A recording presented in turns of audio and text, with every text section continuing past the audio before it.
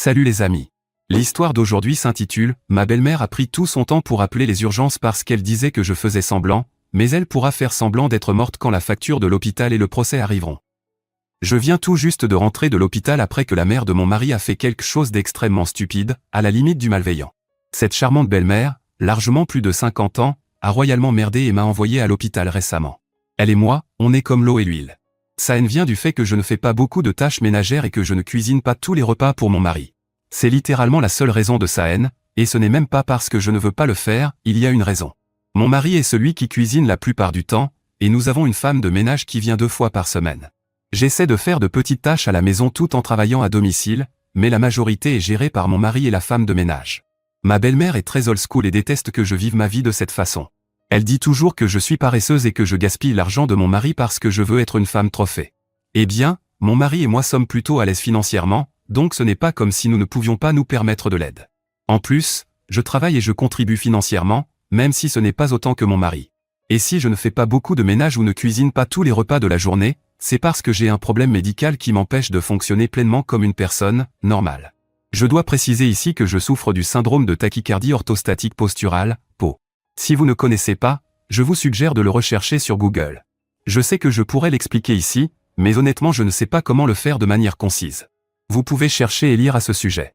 En résumé, mon cœur devient complètement incontrôlable avec des gestes simples comme s'asseoir ou se lever.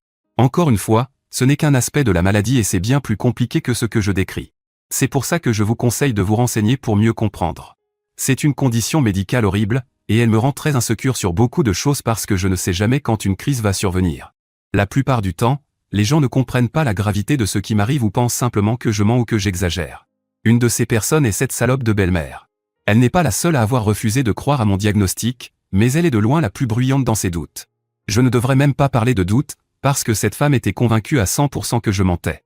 J'ai essayé encore et encore de lui expliquer que mon état est bien réel et que j'ai des difficultés avec les tâches ménagères à cause de ça. Elle insiste toujours sur le fait que je suis une feignasse qui profite de son fils. Avant que quelqu'un ne m'attaque, laissez-moi préciser que je ne passe pas mes journées à ne rien faire à la maison. Je travaille et je fais les petites tâches que je peux avant que mon corps m'envoie des signaux d'alerte. J'aide mon mari pour les repas, donc ce n'est pas lui qui fait absolument tout. Mon mari et moi avons trouvé un bon système pour gérer les tâches quotidiennes afin qu'aucun de nous ne se retrouve épuisé ou malade. J'admets que je fais beaucoup moins qu'une personne normale, parce que je m'évanouis littéralement et je tombe malade si je ne fais pas attention. Au fil des années, ça s'est amélioré, surtout parce que je fais très attention à éviter les déclencheurs, mais je ne serai jamais à 100% normal. La plupart des gens dans ma vie comprennent et me soutiennent. Mais ma belle-mère, c'est une toute autre histoire. Cette femme a été exceptionnellement vocale, au point d'en parler en public pour tenter de me faire honte et de me forcer à avouer que je mens. C'est à la fois humiliant et frustrant. C'est aussi l'une des principales raisons pour lesquelles je ne passe pas de temps avec elle ou n'assiste pas à ces événements. Tout cela nous amène à ce qui s'est passé la semaine dernière. C'était le tour de ma belle-mère d'organiser le dîner familial mensuel. Normalement, elle prépare un énorme festin parce qu'elle adore cuisiner. C'est d'ailleurs de là que vient son attaque personnelle, parce que je ne suis pas comme elle. Mon mari a une grande famille qui aime se réunir une fois par mois pour prendre des nouvelles et rester proches. Ma belle-mère adore ces dîners parce que tout le monde encense sa cuisine, ce qui flatte son ego, et elle profite de ces occasions pour souligner à quel point je suis une déception pour la famille. Par le passé, j'ai essayé de me joindre à elle pour aider à préparer ces dîners, mais elle me confiait toujours des tâches physiquement épuisantes. Évidemment, je devais refuser parce que je ne voulais pas tomber malade ou finir à l'hôpital pour ça. Au final, j'achetais quelque chose au magasin où j'apportais 1 ou 2 bouteilles de vin et c'était tout. Ma belle-mère faisait toujours des remarques sarcastiques à ce sujet. J'ai essayé de lui dire que je pouvais m'occuper de tâches moins physiques, mais elle trouvait toujours des excuses pour ne pas me les confier. Contrairement à ce qu'elle pense, je n'aime pas être inutile, donc j'essaie vraiment d'aider comme je peux. Je travaille encore avec mes médecins pour voir s'il existe une meilleure façon de gérer ma maladie. Pour l'instant, je fais de mon mieux. Je me sens toujours coupable de ne pas pouvoir aider davantage pour les tâches physiques. Ce n'est donc pas comme si je prenais plaisir à ne rien faire. La plupart de la famille comprend. Nous organisons aussi des dîners familiaux chez nous, mais la nourriture est préparée avec Catherine, la femme de ménage. Il n'y a que ma belle-mère qui s'en plaint. Elle pense que j'esquive le travail et que je ne respecte pas la famille. Elle a même essayé de rallier des gens à son avis et est allée jusqu'à suggérer que je manquais de respect à la famille en ne faisant pas tout maison. Personne ne l'écoute vraiment ni n'est d'accord avec elle, mais ça ne semble pas la décourager. Avant que vous ne posiez la question dans les commentaires, oui, j'assiste à ces événements parce que j'aime être avec le reste de la famille. Je ne vais pas laisser une pomme pourrie m'isoler. Cette fois-ci, Elle a fait une énorme scène parce que je ne l'aidais pas et m'a humilié pour avoir simplement apporté des choses du commerce pendant qu'elle fabriquait même les bougies elle-même. J'en ai eu assez de ces conneries et j'ai décidé de l'aider cette fois-ci. C'était ma décision, et j'admets que je voulais l'aider autant que mon corps me le permettrait. Je me suis dit qu'une fois qu'elle verrait comment mon corps réagit à un travail physique et à quel point il m'est difficile de rester debout une fois que mes symptômes se déclenchent, elle comprendrait. Avec ces pensées naïves en tête, j'ai accepté d'aider ma belle-mère à préparer le grand dîner familial.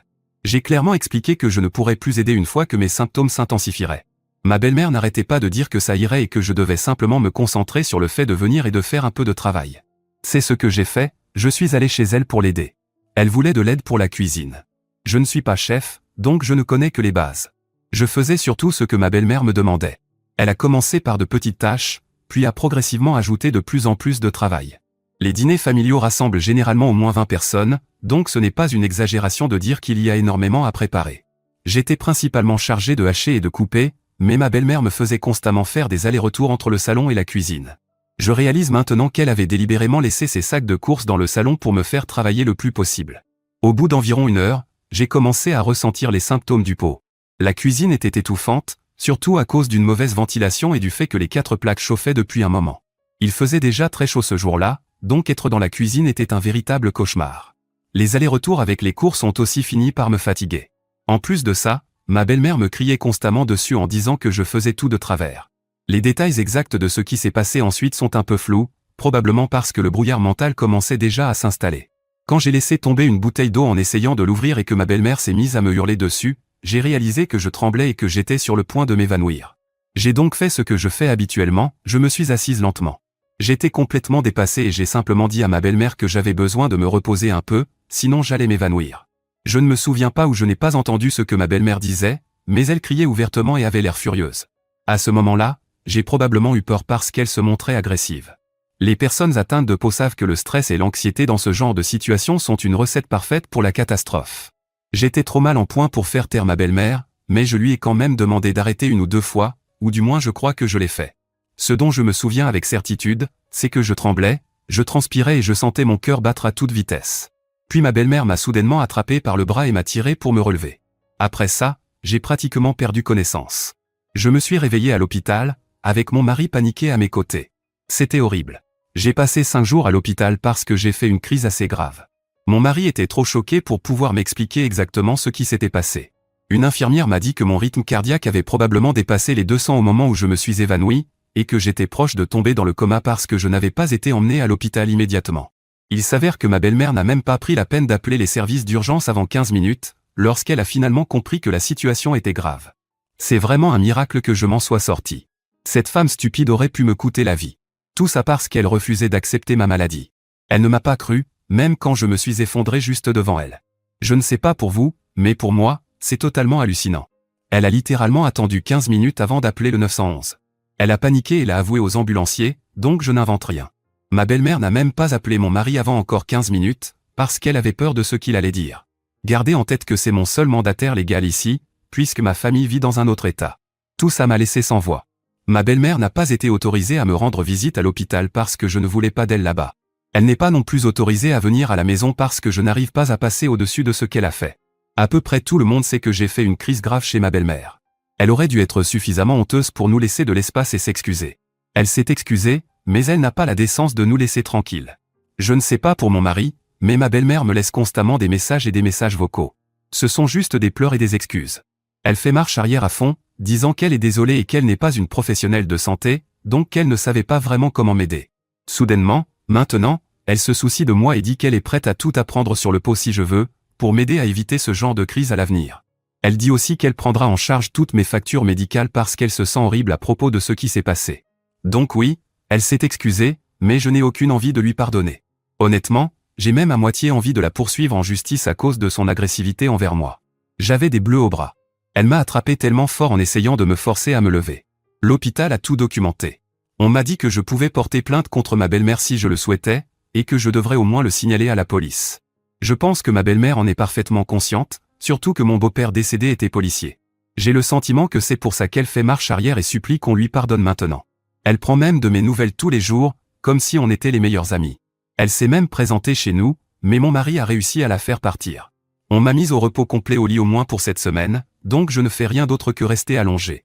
Malheureusement, cela signifie aussi que j'ai raté beaucoup de travail.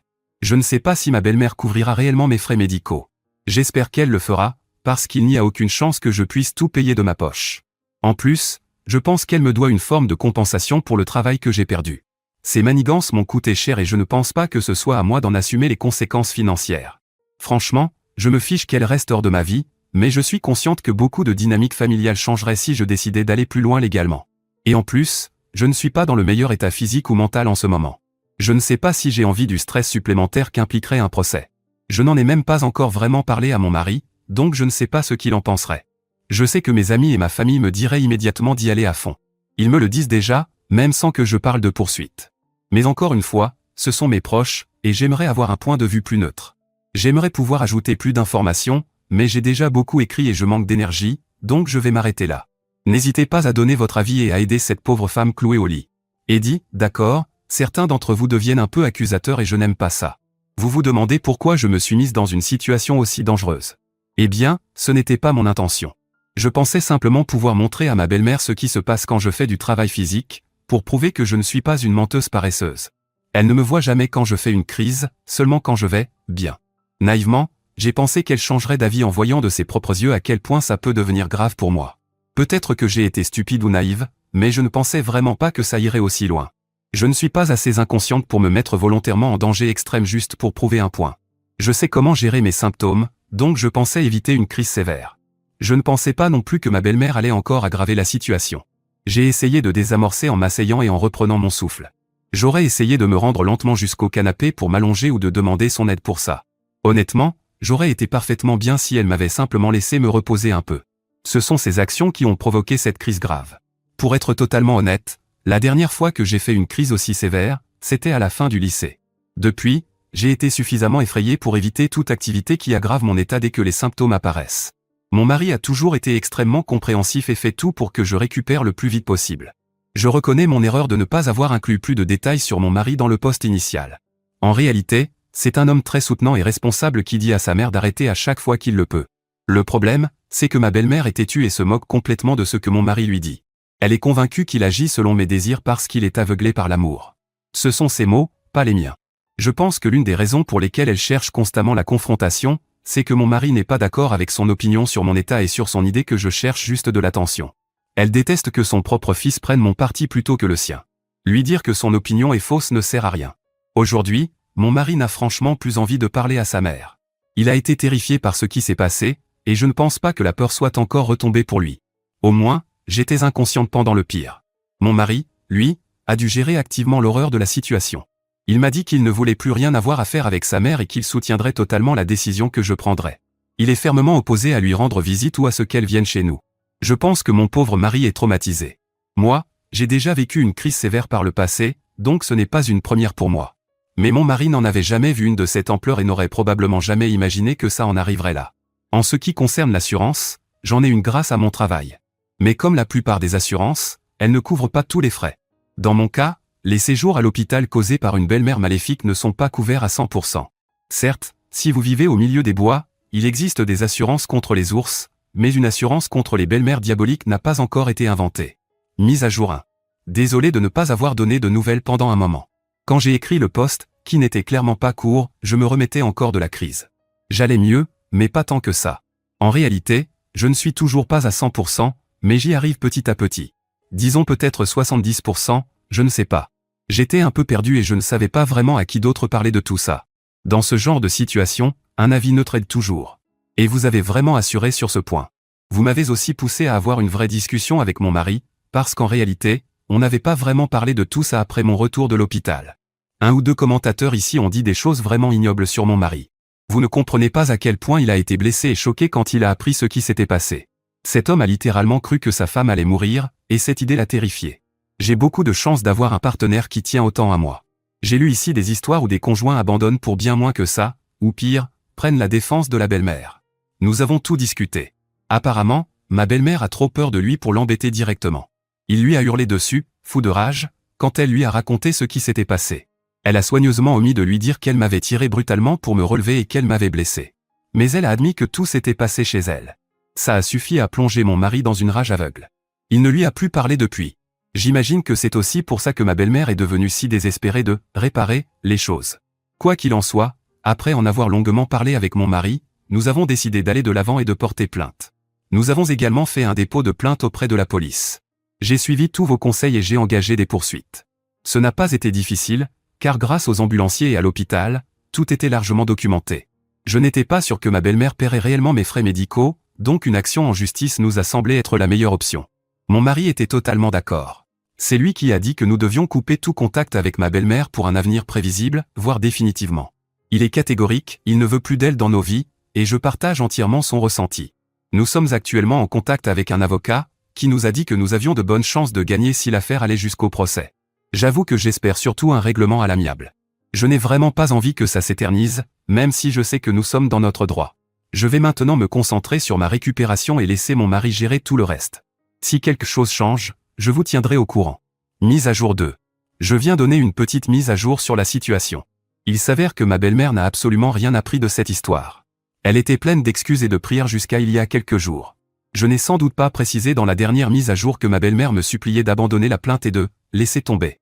Elle voulait absolument nous parler et nous demandait de la rencontrer. Évidemment, nous n'avons pas cédé. Et franchement, aucun de nous n'avait envie d'entendre ces conneries. Nous l'avons donc ignorée et avons laissé la police et la justice faire leur travail. On pourrait croire qu'elle aurait appris sa leçon et accepté les conséquences en silence. Eh bien non. Elle a eu l'audace d'appeler chaque membre de la famille pour leur raconter des mensonges sur ce qui s'est passé. Sauf que mon mari et moi avions déjà appelé pour dire la vérité. Vous savez ce qui est pire que mentir? Mentir à des gens qui connaissent déjà toute la vérité et qui vous écoutent en sachant que vous racontez n'importe quoi. Autrement dit, très mauvaise idée pour elle. Elle a dit à tout le monde que j'avais fait une crise en l'aidant, et que comme ça s'était produit chez elle, mon mari et moi essayions de lui rejeter la faute pour lui soutirer de l'argent. Oui, c'est exactement ce qu'elle a raconté. Et elle a essayé de vendre cette version, même si tout le monde savait déjà qu'elle mentait éhontément. La première à nous appeler a été la grand-mère de mon mari, qui a environ 75 ans. Elle était furieuse contre ma belle-mère. Cette grand-mère a perdu sa belle-sœur à cause d'une négligence médicale il y a à peine un an. Elles étaient très proches, et elle a été profondément choquée par le comportement de ma belle-mère. Ça lui a semblé totalement inacceptable, et maintenant elle la déteste cordialement. Heureusement pour ma belle-mère, cette grand-mère est une femme douce et élégante. C'est la seule raison pour laquelle elle ne l'a pas remise à sa place frontalement. Mais une fois qu'elle vous déteste, c'est comme si vous étiez mort à ses yeux. Ma belle-mère pensait vraiment pouvoir inventer quelques mensonges et utiliser la famille pour me mettre la pression. Raté. Tout le monde était de mon côté, et elle n'a fait que gaspiller de l'oxygène à raconter son histoire. Une seule tante a pris sa défense et m'a envoyé des messages en disant que j'avais piégé ma pauvre belle-mère. Si c'était un piège, alors je dois être sacrément doué, parce que j'ai réussi à pousser ma belle-mère à aggraver la situation toute seule en refusant d'aider et d'appeler les secours. Tante bloquée, problème réglé. Tous les autres ont réagi comme des gens normaux, en comprenant la gravité de la situation et en jugeant le comportement de ma belle-mère. Je parierais que les dîners familiaux chez elle sont terminés. Et s'ils continuent, nous n'y irons pas. Je pense que plusieurs personnes partagent désormais ce sentiment, y compris la grand-mère. J'ai essayé pendant des années de m'entendre avec cette femme, parce que jusqu'ici, ce n'était que des mots. Mais là, c'est allé beaucoup trop loin pour être ignoré. Ma belle-mère va devoir faire face aux conséquences de ses actes, et il est hors de question que je change d'avis. Même la famille estime que le procès est approprié au vu de ce qui s'est passé. La procédure judiciaire se porte très bien nourrie et choyée par mon avocat, prête à devenir forte et en bonne santé pour botter le cul de ma belle-mère. Pour préciser, ma belle-mère n'ira pas en prison, mais la charge pour agression figurera sur son casier.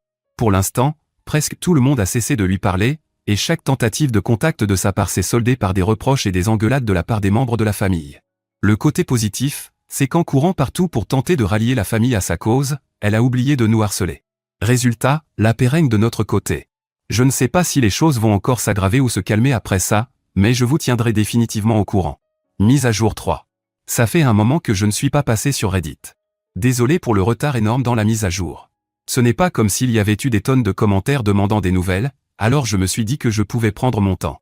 Je me suis concentré sur ma convalescence et sur le retour au travail, parce que j'ai des factures à payer et que je ne voulais pas me faire virer. Heureuse de dire que je vais beaucoup mieux et que je suis presque complètement rétabli. Le poste existe toujours, bien sûr. Bref, merci pour tous les messages de soutien. Je pense que ça m'a vraiment aidé. C'est exactement pour ça que j'ai décidé de faire cette mise à jour. Passons maintenant à ce qui s'est passé.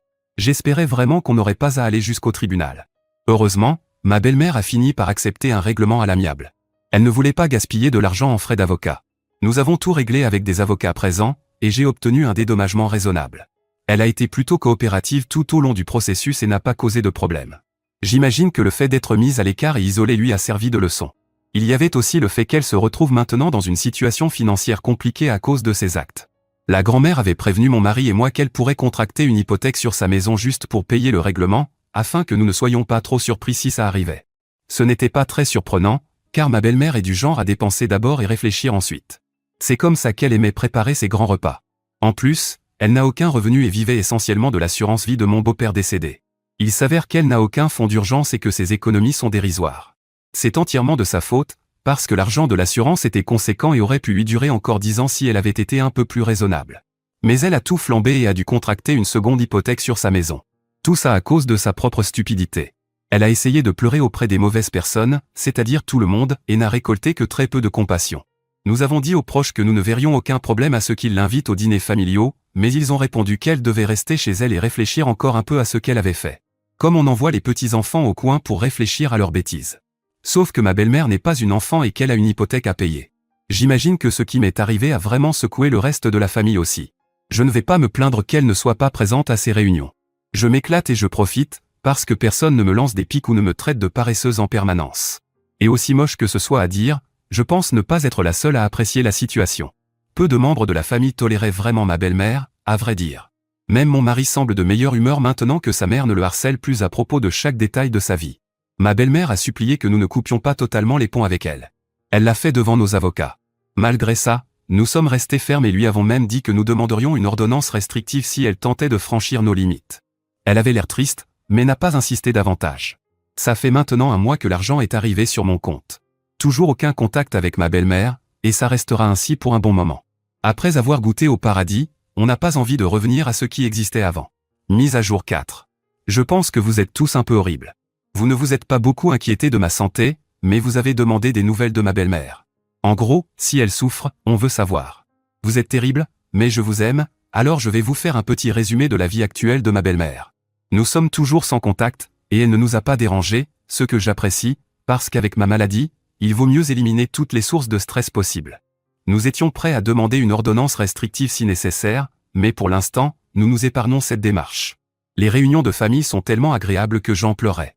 Chacun apporte ce qu'il veut à manger, et personne ne se plaint si un membre a passé 15 heures en cuisine ou s'il a simplement acheté du tout prêt. Certains ont même commencé à faire ça, parce que ce qui compte, c'est de se retrouver, pas de manger du fait maison quand on est si nombreux. Ma belle-mère a trouvé un travail dans un supermarché du coin. Parfois, elle aide à mettre les courses dans des sacs en papier, et d'autres fois, elle remplit les rayons. Je pourrais être mesquine et aller la voir à son travail pour me moquer d'elle. Mais on préfère éviter le drama et faire nos courses ailleurs de toute façon. Ce n'est ni proche de chez nous ni sur le trajet du travail. Elle est encore assez jeune pour travailler, et elle aurait probablement dû le faire depuis longtemps si ce n'était pas pour l'assurance vie de mon beau-père. C'est ironique qu'elle me traitait de paresseuse alors qu'elle avait tellement de temps libre pour cuisiner pendant des heures, puisqu'elle ne travaillait littéralement pas. Moi, au moins, j'ai ma maladie comme excuse. Ma belle-mère, elle, n'a pas de passe-droit pour être une belle-mère intrusive. D'autres membres de la famille ont été légèrement harcelés à propos d'un dîner qu'elle devait organiser chez elle il y a quelque temps. Impossible de dire si nous étions invités ou non, mais quand tout le monde a trouvé une excuse pour ne pas venir, je pense que ça a été annulé. Je n'ai parlé à personne qui m'ait dit y être allé. La vie est redevenue belle, pour l'instant.